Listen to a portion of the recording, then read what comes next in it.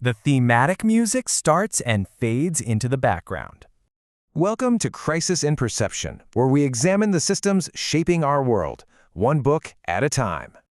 So, have you ever wondered how obsession and inherited power can trap whole generations in a cycle of cruelty? I mean, it's a pattern we see again and again, but where does it really begin?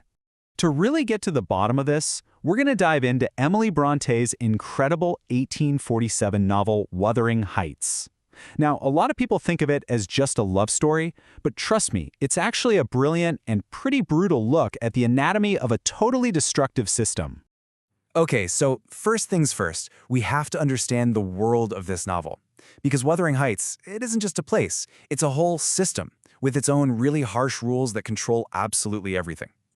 Right from the get-go, the book's opening line tells you everything you need to know. Those wild, rugged moors, they aren't just a pretty backdrop. They're a mirror for the brutal, isolated social order of the people who live there. This is a world that's totally cut off, and it runs on its own fierce logic. So what is that logic based on? Well, it all boils down to three things: your social class, the property you own, and what you stand to inherit. In this world, those are the pillars of power that give a person value.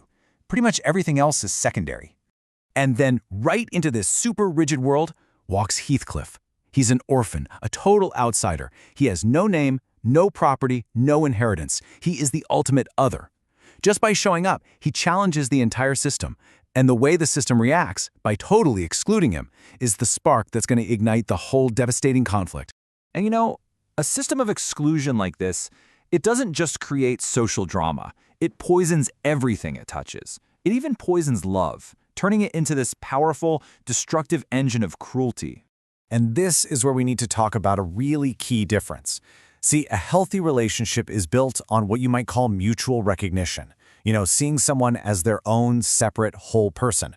But for Catherine and Heathcliff, their bond becomes a twisted obsession, this desperate need to possess the other person just to feel complete themselves.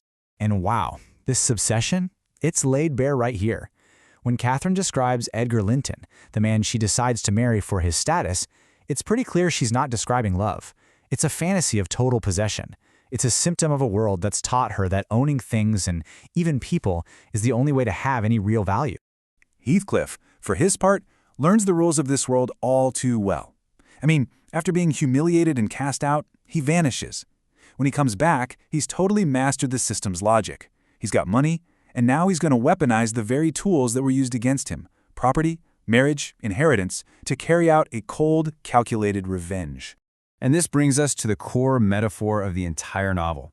Heathcliff's revenge isn't just a single act of payback. No, it's a storm that he unleashes on the next generation. And the thing about a storm, right, is that once you unleash it, you can't really control where it goes. It becomes this self-perpetuating system of misery, trapping the children of his enemies in the exact same cycle of cruelty that he went through.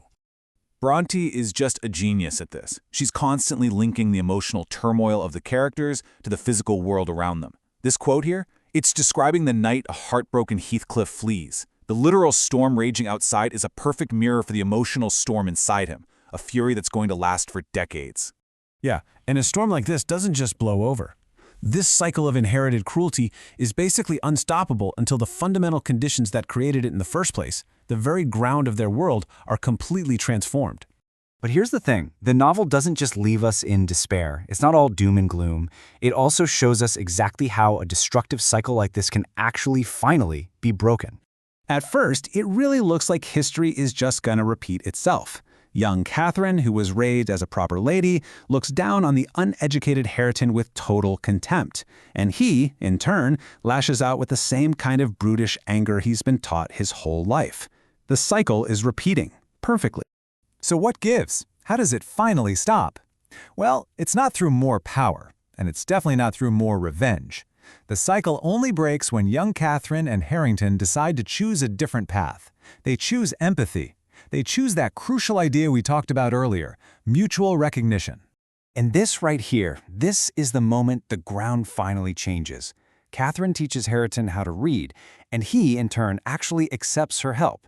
It seems like such a simple act of shared learning and affection, but it represents an entirely new system, one that's based on kindness and growth, not on domination and revenge. So ultimately, what Wuthering Heights shows us is that the systems of power and desire we create, well, they don't just die when we do. They get inherited, a lot of times invisibly, shaping the lives of everyone who comes after us. And that kind of leaves us with a pretty big question, doesn't it? What cycles of inheritance, for good or for bad, are shaping our own worlds, right here and right now? For the full, long-form, deep dive into this book and its ideas, follow the link in the description. If you enjoy these explainers, please subscribe and comment with books or topics you'd like us to explore next.